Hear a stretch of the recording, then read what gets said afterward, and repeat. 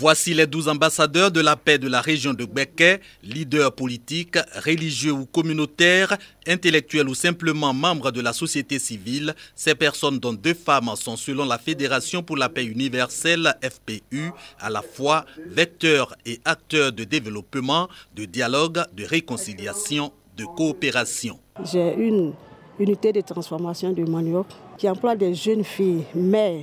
De même, la coopérative donne la nourriture aux nécessités. Cette distinction n'est pas pour moi seul, c'est pour tout le monde.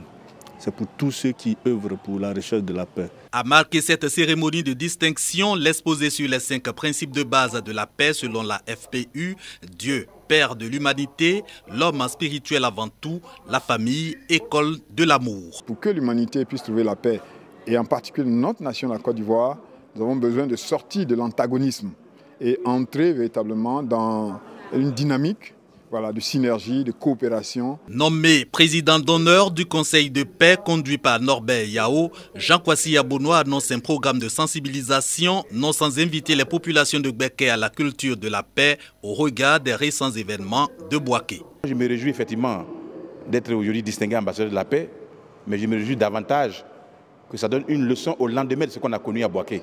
Il faut qu'on fasse en sorte, dans nos comportements, dans notre vie de tous les jours, d'être des exemples de paix, de mettre en avant la paix et la fraternité.